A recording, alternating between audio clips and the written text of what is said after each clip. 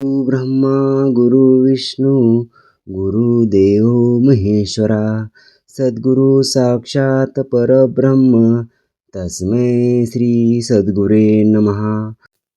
जय जय रघुवीर समर्थ. श्रीमत दासबोध दशक 15वा आत्मदशक समास दुसरा निष्पृह व्याप लक्षण नाम श्रीराम समर्थ. मागील आठवड्यापासून दशक 15वा आत्मदशक सुरू झालेला असून मागच्या आठवड्यामध्ये आपण त्यातील समास पहिला चातुर्य लक्षण नाम या समासाचे श्रवण केले. तर चालू आठवड्यापासून नवीन समास निष्पृह व्याप लक्षण नाम सुरू होत असून त्या समासाच्या पहिल्या ओवीमध्ये श्री समर्थ म्हणतात की पृथ्वीमध्ये मानवी शरीरे उदंड दाटली लहान थोरे पालटती मनोविकारे शनशना. श्री समर्थ या ओळीत सांगतात की या पृथ्वीवर असंख्य मानव शरीरे असून लहान थोर माणसाची गर्दीच गर्दी झाली आहे आणि त्यांचे मनोविकार क्षणोक्षणी पालटत असतात. जितुक्या मूर्ती तितुक्याच प्रकृती सारख्या नसती आदी अंती नेमच नाही पहावे किती काय म्हणूनी. श्री समर्थ ते सांगतात की जितके लोक तितक्याच प्रकृती स्वभाव आहेत. सुरुवातीपासून शेवटापर्यंत एकसारखा दुसरा आढळत नाही. त्यात काही नियम नसल्याने किती भिन्नता आढळते ते कसे सांगावे. कित्येक म्लेंच होऊन गेले कित्येक फिरंगणात आटले देशभाषेने रुदिले किती एक. श्री समर्थ या ओळीत सांगतात की या देशातील कित्येक लोक म्लेंच होऊन गेले. कित्येक लोक पोर्तुगीज राज्यात बेपत्ता झाले. भाषाभेदाने कित्येकाची अडवणूक झाली. महाराष्ट्र देश थोडा उरला राजकारणे लोक रुदला अवकाश नाही जेवायाला उदंड कामे. श्री समर्थ या ओळीत सांगतात की महाराष्ट्र देशच यापासून थोडाफार वाचला आहे. येथे लोक राजकारणात अडकले आहेत. त्यांना इतकी कामे आहेत की जेवायलाही वेळ नाही. कित्येक युद्धप्रसंगी गुंतले तेने गुणे उन्मत्त झाले रात्रंदिवस करू लागले युद्धचर्चा. श्री समर्थ यावेळी सांगतात की कित्येक युद्धप्रसंगात इतके गुंतले आहेत की त्यामुळे उन्मत्त होऊन रात्रदिवस युद्धाची चर्चा करू लागले आहेत. उद्यम्यास व्यासंग लागला अवकाश नाहीसा झाला अवघा पोटधंदाच लागला निरंतर. श्री समर्थ पुढील ओळीत सांगतात की व्यापारी लोकांचा धंदा इतका वाढला आहे की त्यांना मोकळा वेळच मिळत नाही. निरंतर आपला पोटापाण्याचा धंदा करण्यात ते गढून गेले आहेत. षडदर्शने नाना मते पाषांडे वाढली बहुते पृथ्वीमध्ये जेते तेथे उपदेश येती. श्री समर्थ यावेळी सांगतात की षडदर्शने सांख्य योग न्याय वैशेषिक पूर्वमीमांसा उत्तरी मीमांसा नाना मते तसेच नास्तिक मते खूपच वाढली आहेत. या जगात अनेक लोक जेथे तेथे लोकांना उपदेश करीत आहेत. स्वार्थी आणि वैष्णवी उरली सुरली नेली अवघी ऐसा पाहता गताववी उदंड झाली. समर्थ यावत सांगतात की यातून उरलेले स्मार्त किंवा वैष्णव मताचे अनुकरण करत आहेत. याप्रमाणे सर्वत्रच गोंधळ माजळून राहिलेला आहे. कित्येक कामनेचे भक्त ठाई ठाई झाले आसक्त युक्त अथवा अयुक्त पाहतो कोण. श्री समर्थ यावेळी सांगतात की कित्येक सकाम भक्ती करणारे आहेत. ते निरनिराळ्या विषयात आसक्त झालेले असल्याने योग्य अयोग्य पाहणार तरी कसे.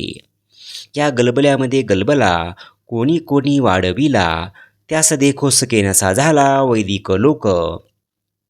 श्री समर्थ यावेळी सांगतात की या गोंधळातच कोणी कोणी अधिक गोंधळ वाढवित आहेत. ते वैदिक लोकांना पाहवत नाहीत. त्याहीमध्ये हरिकीर्तन तेथे ओढले कित्येक जन प्रत्ययाचे ब्रह्मज्ञान कोण आहे. श्री समर्थ या ओळीत सांगतात की त्यातही हरिकीर्तनाकडे अनेक लोक आकर्षित होत आहेत. तेथे अनुभवाच्या ब्रह्मज्ञानाचा विचार कोण करतो? या कारणे ज्ञान दुर्लभ, पुण्यगडे अलभ्य लाभ, विचारवंता सुलभ सकळ काही. श्री समर्थ या ओळीत सांगतात की यामुळे ज्ञान दुर्लभ झाले आहे. जो पुण्यवान असेल त्यालाच ज्ञानाचा अलभ्य लाभ होतो. विचारवंतांना मात्र सर्व काही सुलभ होते. विचार कळला सांगता नये, उदंड येती अंतराये, उपाय योजिता अपाये आडवे येती. श्री समर्थ येथे सांगतात की विचार आपल्यापुरताच कळतो, पण तो दुसऱ्याला सांगता येत नाही. त्यातही अनेक विघ्ने येत असतात. म्हणजे उपाय करायला जावे तर अपायच घडतो.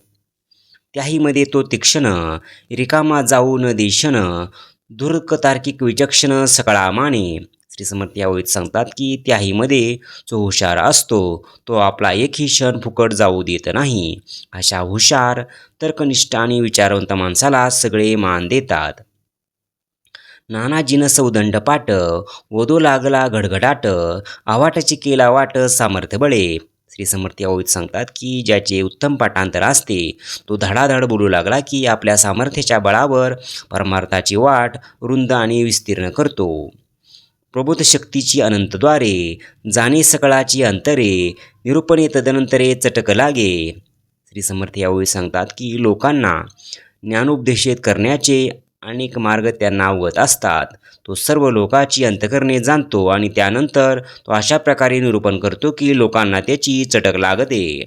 मते मतांतरे सगट, प्रत्यय बोलून करी सपाट, दंडक साडून नीट वेदी जना.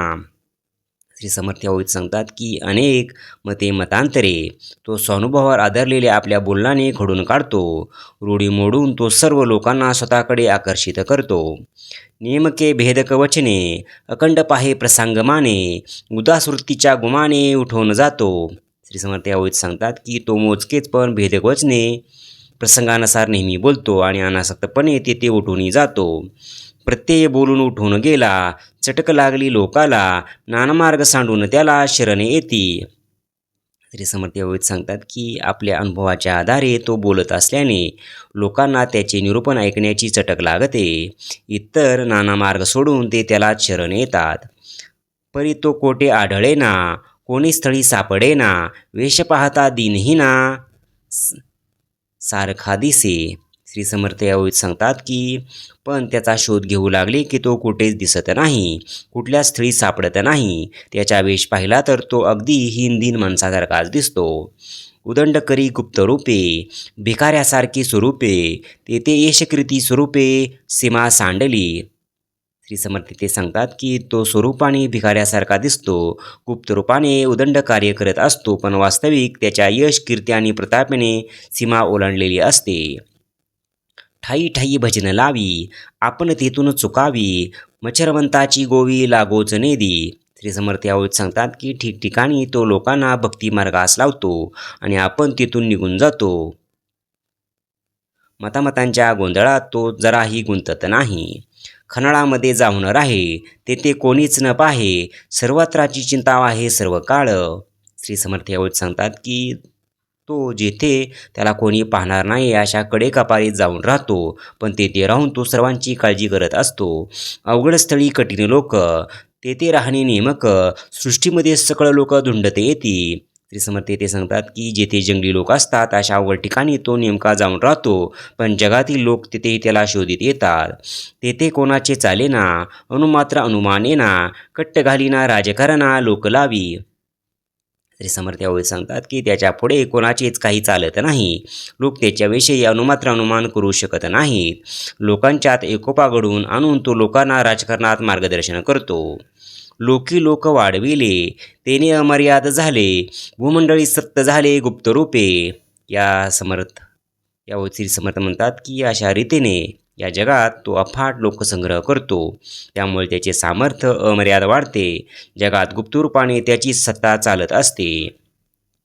ठाई ठाई उडंद तांबे, मनुष्य मात्र तितके झोंबे, चहूकडे उदंड लांबे परमार्थ बुद्धी. श्री समर्थ यावेळी सांगतात की ठिकठिकाणी अनुयायाचे समुदाय निर्माण होतात. मनुष्य मात्र त्याच्याकडे आकर्षित होतो आणि चहूकडे परमार्थ बुद्धीचा उदंड प्रचार होतो. उपासनेचा गजर, स्थळो स्थळो थोर थोर, प्रत्ययान प्राणी मात्र सोडविले. श्री समर्थ यावेळी सांगतात की जागोजागी उपासनेचा मोठमोठ्याने गजर होऊ लागतो. स्वानुभवाने तो प्राणीमात्रांना मुक्त करतो. ऐसे कवाडे उदंडजन, तेने लोक होती शहाणे, जेथे तेथे प्रत्ययावाने प्राणीमात्रासी. श्री समर्थ पुढील ओळीत सांगतात की अशा प्रकारे युक्त्या तो करतो आणि त्यायोगे लोकांना शहाणे करतो. जेथे तेथे तो आपल्या ज्ञानाचा लोकांना प्रत्यय आणून देतो. ऐसी कीर्ती करून जावे, तरीच संसारात यावे, दासमने हे स्वभावे, संकेते बोलिले. श्री समर्थ शेवटी म्हणतात की संसारात आल्यासारखे याप्रमाणे कीर्ती मिळून जावे आणि जीवन सार्थक करावे. मीही अगदी सहज उदाहरणासाठी बोललो आहे. इति श्री दासबोधे गुरु शिष्य संवादे निष्प्रव्याप नाम समास दुसरा. जय जय रघुवीर समर्थ. ओम श्री गुरु दत्तात्रेय श्रीपाद श्री वल्लभाय नमः. ओम श्री गुरु दत्तात्रेय श्रीपाद श्री वल्लभाय नमः. ओम श्री गुरु दत्तात्रेय श्रीपाद श्री वल्लभाय नमः. ओम श्री गुरु दत्तात्रेय श्रीपाद श्री वल्लभाय नमः. ओम श्री गुरु दत्तात्रेय श्रीपाद श्री वल्लभाय नमः. ओम श्री गुरु दत्तात्रेय श्रीपाद श्री वल्लभाय नमः. ओम श्री गुरु दत्तात्रेय श्रीपाद श्री वल्लभाय नमः. ओम श्री गुरु दत्तात्रेय श्रीपाद श्री वल्लभाय नमः. ओम श्री गुरु दत्तात्रेय श्रीपाद श्री वल्लभाय नमः. ओम श्री गुरु दत्तात्रेय श्रीपाद श्री वल्लभाय नमः. ओम श्री गुरु दत्तात्रेय श्रीपाद श्री वल्लभाय नमः. ओम श्री गुरु दत्तात्रेय श्रीपाद श्री वल्लभाय नमः. ओम श्री गुरु दत्तात्रेय श्रीपाद श्री वल्लभाय नमः. ओम श्री गुरु दत्तात्रेय श्रीपाद श्री वल्लभाय नमः. ओम श्री गुरु दत्तात्रेय श्रीपाद श्री वल्लभाय नमः. ओम श्री गुरु दत्तात्रेय श्रीपाद श्री वल्लभाय नमः. जय सद्गुरु. ओम श्री गुरु दत्तात्रेय श्रीपाद श्री वल्लभाय नमः. ओम श्री गुरु दत्तात्रेय श्रीपाद श्री वल्लभाय नमः. ओम श्री गुरु दत्तात्रेय श्रीपाद श्री वल्लभाय नमः. ओम श्री गुरु दत्तात्रेय श्रीपाद श्री वल्लभाय नमः.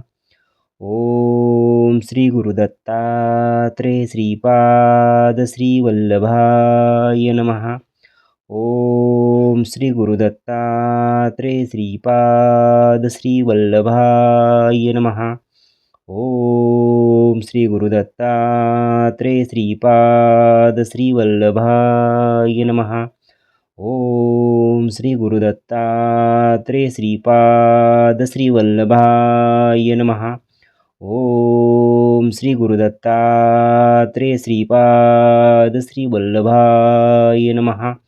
ओम श्री गुरु दत्तात्रेय श्रीपाद श्री वल्लभाय नमः. ओम श्री गुरु दत्तात्रेय श्रीपाद श्री वल्लभाय नमः. ओम श्री गुरु दत्तात्रेय श्रीपाद श्री वल्लभाय नमः. ओम श्री गुरु दत्तात्रेय श्रीपाद श्री वल्लभाय नमः. ओम श्री गुरु दत्तात्रेय श्रीपाद श्री वल्लभाय नमः. ओम श्री गुरु दत्तात्रेय श्रीपाद श्री वल्लभाय नमः. ओम श्री गुरु दत्तात्रेय श्रीपाद श्री वल्लभाय नमः. जय सद्गुरु. ओम श्री गुरु दत्तात्रेय श्रीपाद श्री वल्लभाय नमः. ओम श्री गुरुदत्तात्रेय श्रीपाद श्रीवल्लभाय नमः. ओम श्री गुरुदत्तात्रेय श्रीपाद श्रीवल्लभाय नमः. ओम श्री गुरुदत्तात्रेय श्रीपाद श्रीवल्लभाय नमः. ओम श्री गुरुदत्तात्रेय श्रीपाद श्रीवल्लभाय नमः. ओम श्री गुरुदत्तात्रेय श्रीपाद श्रीवल्लभाय नमः. ओम श्री गुरुदत्तात्रेय श्रीपाद श्रीवल्लभाय नमः. ओम श्री गुरुदत्तात्रेय श्रीपाद श्रीवल्लभाय नमः. ओम श्री गुरुदत्तात्रेय श्रीपाद श्रीवल्लभाय नमः. ओम श्री गुरुदत्तात्रेय श्रीपाद श्रीवल्लभाय नमः. ओम श्री गुरुदत्तात्रेय श्रीपाद श्रीवल्लभाय नमः. ओम श्री गुरुदत्तात्रेय श्रीपाद श्रीवल्लभाय नमः. ओम श्री गुरुदत्तात्रेय श्रीपाद श्रीवल्लभाय नमः. ओम श्री गुरुदत्तात्रेय श्रीपाद श्रीवल्लभाय नमः. ओम श्री गुरुदत्तात्रेय श्रीपाद श्रीवल्लभाय नमः. ओम श्री गुरुदत्तात्रेय श्रीपाद श्रीवल्लभाय नमः. जय सद्गुरु. ओम श्री गुरुदत्तात्रेय श्रीपाद श्रीवल्लभाय नमः. ओम श्री गुरुदत्तात्रेय श्रीपाद श्रीवल्लभाय नमः. ओम श्री गुरुदत्तात्रेय श्रीपाद श्रीवल्लभाय नमः. ओम श्री गुरुदत्तात्रेय श्रीपाद श्रीवल्लभाय नमः. ओम श्री गुरुदत्तात्रेय श्रीपाद श्रीवल्लभाय नमः. ओम श्री गुरुदत्तात्रेय श्रीपाद श्रीवल्लभाय नमः. ओम श्री गुरुदत्तात्रेय श्रीपाद श्रीवल्लभाय नमः. ओम श्री गुरुदत्तात्रेय श्रीपाद श्रीवल्लभाय नमः. ओम श्री गुरुदत्तात्रेय श्रीपाद श्रीवल्लभाय नमः. ओम श्री गुरुदत्तात्रेय श्रीपाद श्रीवल्लभाय नमः. ओम श्री गुरुदत्तात्रेय श्रीपाद श्रीवल्लभाय नमः. ओम श्री गुरुदत्तात्रेय श्रीपाद श्रीवल्लभाय नमः. ओम श्री गुरुदत्तात्रेय श्रीपाद श्रीवल्लभाय नमः. ओम श्री गुरुदत्तात्रेय श्रीपाद श्रीवल्लभाय नमः. ओम श्री गुरुदत्तात्रेय श्रीपाद श्रीवल्लभाय नमः. ओम श्री गुरुदत्तात्रेय श्रीपाद श्रीवल्लभाय नमः. जय सद्गुरु.